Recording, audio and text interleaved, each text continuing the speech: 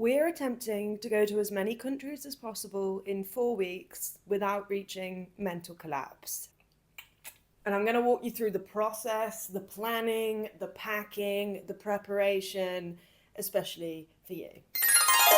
We're going to try and make that 7 countries. Wow. Well, technically that's a bit of a stretch because 2 of those countries are layovers, but we're going to make the most of those layovers, which will be easy in our 15 hours in Oslo and a little bit more difficult over our 3 hours in Paris. I don't know why I'm holding this like a teacup.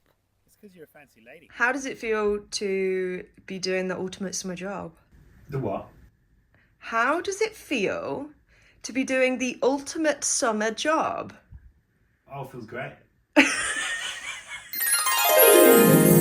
We are going to be spending 4 weeks traveling around Central America, starting in Mexico City, which is technically North America, okay? But stick with me here, we gotta land where we gotta land. Then we're gonna head to Oaxaca, which I'm really glad I looked up how to say before trying to say it.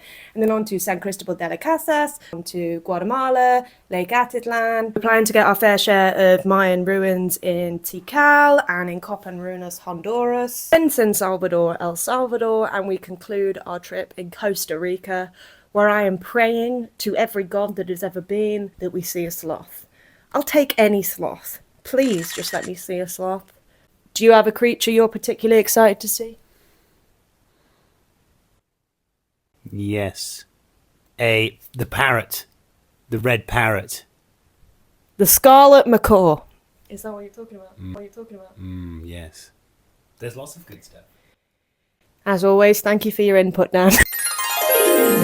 I am an itinerary girly, and Dan is there. Fun fact, I once made us an itinerary, printed it out, and Dan left it at home. He simply never brought it, so now I'm making the itinerary be on his phone, so he can't possibly ignore me even if he tried. Because I'm so vintage and retro, I also like to keep an actual notebook and take this with me. Also use it to write down, my thoughts and feelings along the way.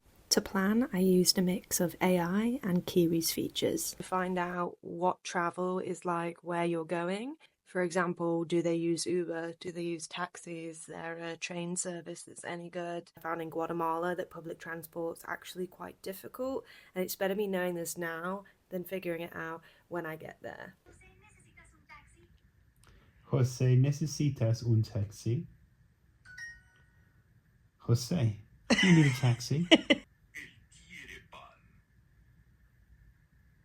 Él quiere pan. What does that mean? He wants bread. Quiere pan. Él quiere pan. Oh, I love this little grandma lady. She's. Do you have any packing advice? Don't bring binoculars, 2 sketchbooks, and 2 notebooks. I have too many books. I've got too much and it's really heavy. So all the things you've brought. So don't do what I did.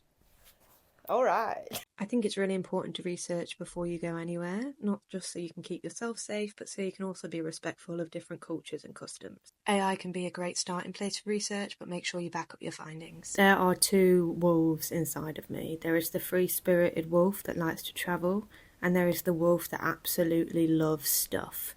And unfortunately, I'm going to have to leave my second wolf behind because we're only bringing carry-on. Which means not only do I have to split my cream solidly in half, but we also have to get folding like Marie Kondo. If you don't know who that is, I don't know what to tell you.